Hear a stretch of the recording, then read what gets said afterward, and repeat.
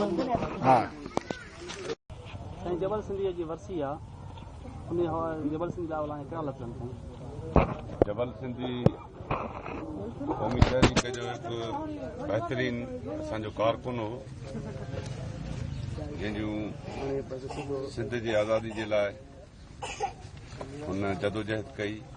असांजे हिन काफ़िले जो सिपाही हुयो जंहिंखे देसी दलालनि बेदर्दी सां हिते क़तल कयो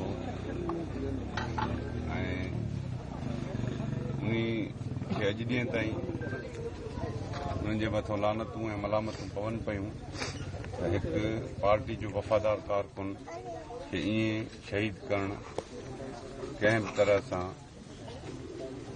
बहितर अमल न हुयो जंहिंखे पार्टी हमेशह नेग्लेक्ट कयो आहे ऐं उन ते निंदियो आहे।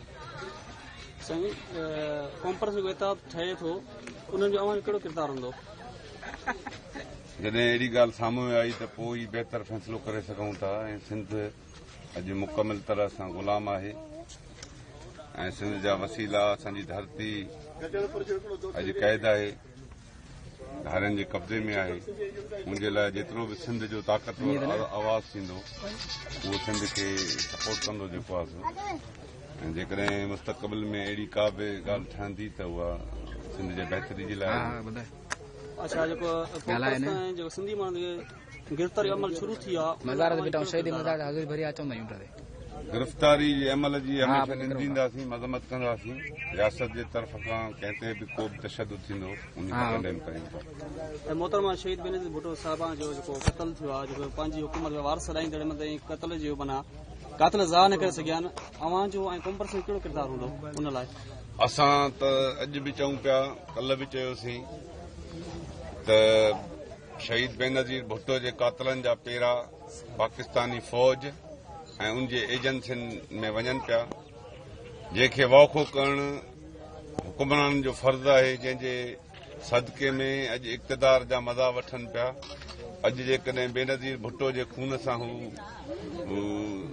वफ़ादारी नथा करे सघनि ऐं उनजे कातिलनि खे न वाखो करे सघनि था न उनखे गिरफ़्तार करे सघनि था त पोइ आउं सम्झां थो इहा उनजी बदकिस्मती हूंदी जो हिननि जे दौर में बि बेनज़ीर सां इंसाफ़ न थिए। आउं सम्झां थो वरी बि लख शाबसूं आहिनि शेख हसीना वाजिद खे जेका शेख मुजीब रहमान जी धीअ हुई, उन पंहिंजे पीउ जे कातिलनि खे ॿाहिरनि मुल्कनि मां घुराए उनखे सज़ा ॾिनी।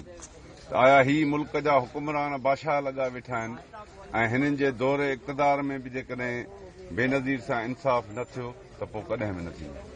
बोर मुतासिरनि सां जो कराची में आबाद करणु ऐं बोर मुतासिरनि खे वतन कार्ड ॿिनि लाइ जेको सहूलियत नथा ॾियनि उन बोर अवां जो कहिड़ो किरदारु आहे?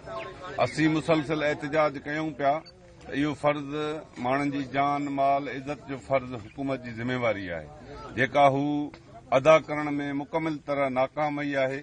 माण्हुनि सां जेके वाइदा कयूं त बाबा कराची में तव्हांखे प्लाट ॾींदासीं, तव्हांखे नौकरियूं ॾींदासीं, तव्हांखे आबाद कंदासीं या ॿियो वतन कार्ड जे हवाले सां इन खे वधीक आसान कंदासीं, पर अॼु बि माण्हू बेघर आहिनि, अॼु बि माण्हू तकलीफ़ में आहिनि, अॼु बि कैंपनि में वेठा आहिनि। जिथां गुज़रूं था माण्हू दाहूं पिया कनि, फरियादियूं पिया कनि त वतन कार्ड जे एवज़ में रिश्वतूं वरितियूं थी वञनि, करप्शन कई थी वञे। जेके माण्हू मुतासिरीन आहिनि उन्हनि खे कार्ड ॾिना था वञनि, हक़ीक़ी मुतासिर अॼु बि तमामु रहम वारी ज़िंदगी गुज़ारनि पिया। न उन वटि खाद खुराक आहे, न उन वटि सामान आहे। जेके वीचारा फाथा पिया आहिनि, कैंपनि में वेठा आहिनि, उन्हनि खे गाॾियुनि जी सहूलियत बि न आहे त उहे वञी पंहिंजनि इलाइक़नि में उते आबाद थियनि। ऐं उते इलाइक़नि जी हालत इहा आहे त घर उन्हनि जा ड्रही विया आहिनि, फसल उन्हनि जा तबाह थी विया आहिनि, ज़मीनूं बंजर थी वयूं आहिनि, रोड रस्ता कटिया पिया आहिनि। अॼु ताईं रस्ता बि बहाल न करे सघी आहे हुकूमत, न ई उहे जेके वाटर कोर्स वॻा आहिनि उन्हनि खे ठाराइण जो को इंतज़ाम कयो आहे। ईअं माण्हुनि खे बेयार मददगार सरकार छॾे ॾिनो आहे। इन जा नतीजा कंहिं बि हवाले सां बहितर न ईंदा। असां चऊं पिया त गवर्नमेंट जो जेको वाइदो माण्हुनि सां कयो आहे उहो पूरो न कंदी त पोइ एहतिजाजनि जो सिलसिलो हाणे शुरू आहे।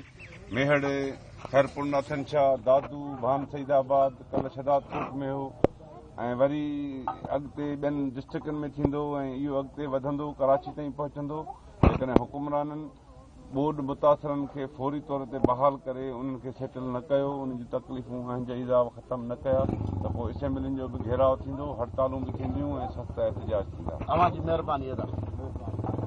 मोहम्मद